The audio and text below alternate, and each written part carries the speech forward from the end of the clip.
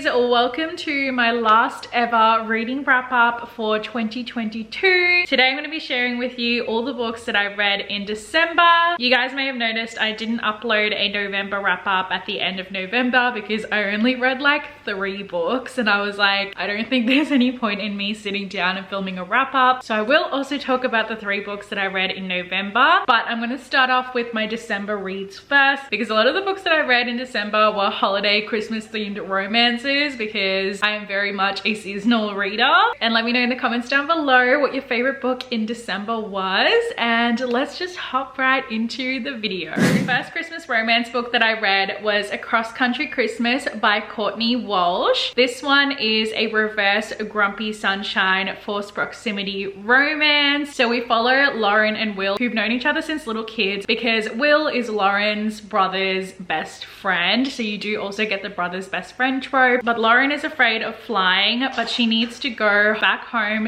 for the holidays. So Lauren's brother gets Will, his best friend, to go pick up Lauren and drive her all the way back home. So they're kind of stuck in this car together for a few days, and they have like little stops along the way, and one of them is like this Christmassy village, and it's giving like Hallmark Christmas movie vibes, and I absolutely loved it. It was just a very sweet, wholesome Christmas book, and Lauren has been in love with Will ever since she was a little kid, but then something happened along the way and she kind of like despised him for a little bit. So it kind of gets sort of an enemies to lovers, but like not really, because Will doesn't even know why she doesn't like him. This book I rated 4 out of 5 stars. It was just so cute. I definitely recommend adding this one onto your Christmas TBR for next year. Then I read Inner Holidays by Christina Lauren. This book is pretty much Groundhog Day meets Love Actually. So we follow our main character Malin, who is just kind of stuck in this period of she doesn't really like her job and she's kind of not wanting to grow up, and her and her family friends have this Christmas tradition where they go to this cozy cabin every year. While she's at this cozy cabin, she kind of makes this wish where she wants to be happy, and then she's stuck in this time loop, repeating the Christmas time over and over again. There's so many fun Christmassy wintry activities like snowball fights, decorating the Christmas tree, sledding, all of that fun stuff, and there's a cute friends to lovers romance along the way, and she's always loved him like ever since she was a little kid, and it was just such a cute, fun book. I really like the time loop aspect. I thought it was going to be repetitive at the start because of time loop, but I actually really liked how this was written, and it was just so sweet. I flew through this book and I rated this one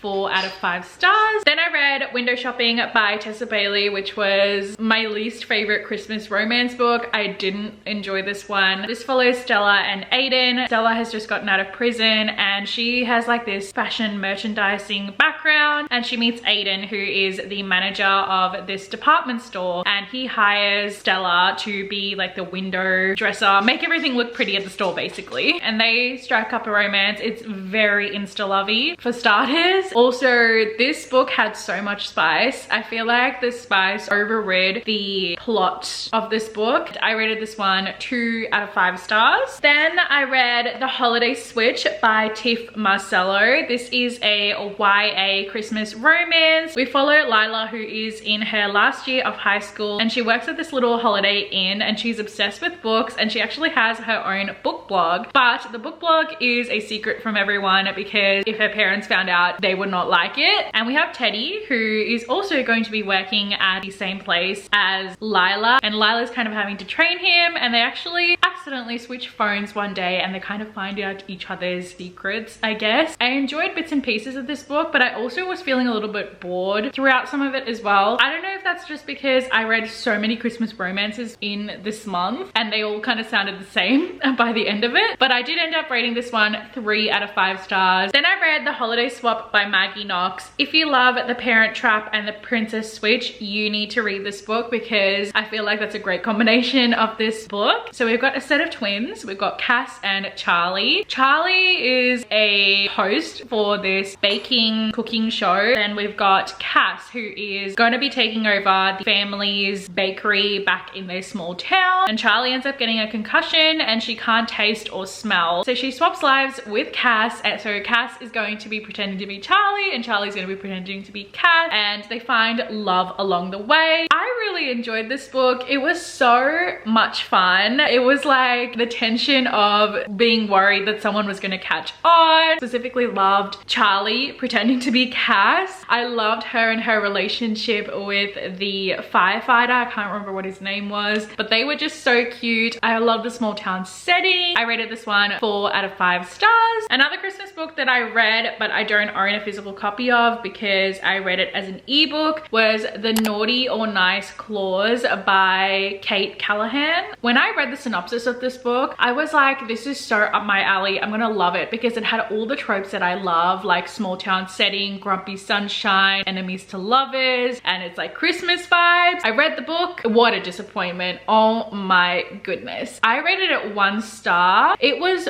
so boring. Why is it classified as a romance? Because I feel like there was no romantic connection. There was no chemistry. Am I reading a Christmas romance book, or what the heck am I reading? Because I was not really enjoying it at all. It was so boring. Oh my goodness. So I ended up rating it 1 star. Would definitely not recommend. But those were the Christmas books that I read. Now let's talk about the books that I read in November. So we've got Part of Your World by Abby Jimenez.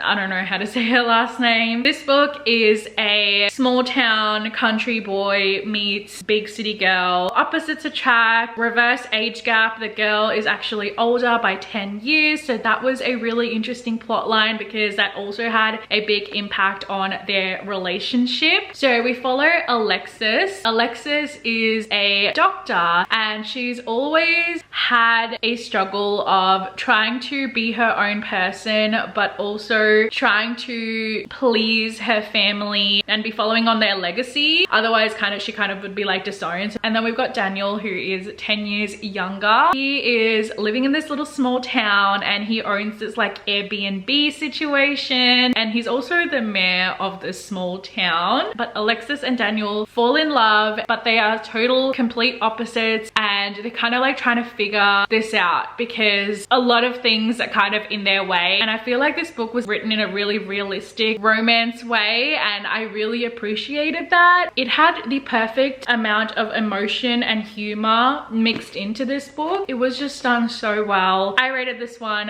4.5 out of 5 stars. In November, of course, I had to read November 9 by Colleen Hoover. This one is following Fallon and Ben. They actually meet one day in this like cafe, and they actually make a pact where they go a whole year without seeing each other, but every November 9 they will be meeting up. So you follow them along for 5 November 9s, which is such a cool concept. This is actually in the same world as Ugly Love, so you do get a Tate and Miles cameo included in this book. There is also a huge plot twist where I was like, shock moment, oh my goodness. Ben is also a writer in this book, so he is writing the love story between him and Fallon, how they're meeting up every year for 5 years on November 9th, but having no other contact outside of that. I just really enjoyed the concept of this story. It had me hooked from the very beginning. It was just such an easy read. I rated this one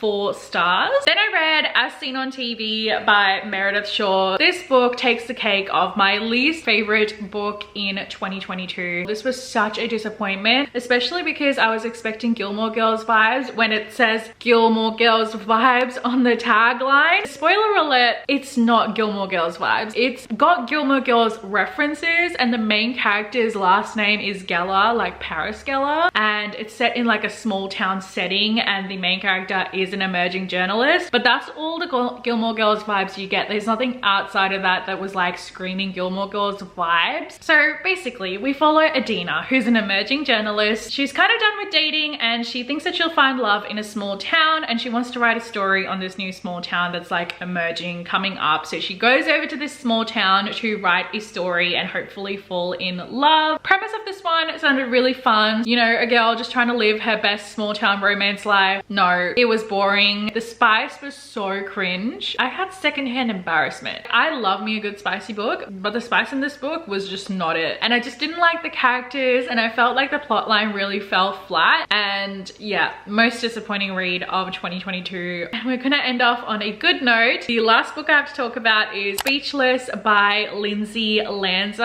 I actually got an advanced reader's copy of this and I got to read it, and I'm so glad I did. This book comes out on January 17th, I think. It is just so cute. It's basically got the one of us is famous trope, service dog rep, and great mental health and anxiety rep as well. In this book we follow Lucy and Henry. Lucy is actually a best-selling romance author, but her romance life is currently very bleak, and she's moving over to LA for a fresh start, but her friend kind of bails on her and now she has no place to stay. And while she's at the airport, she meets Henry, who is actually a famous composer that lives in this massive beach house mansion, and Lucy is actually a huge fan of Henry. It was literally like one of us is famous trope, kind of Wattpad fanfiction vibes, especially because Henry lives with like his other composers band or whatever you want to call them, so it was kind of like giving One Direction fanfiction vibe, but it was really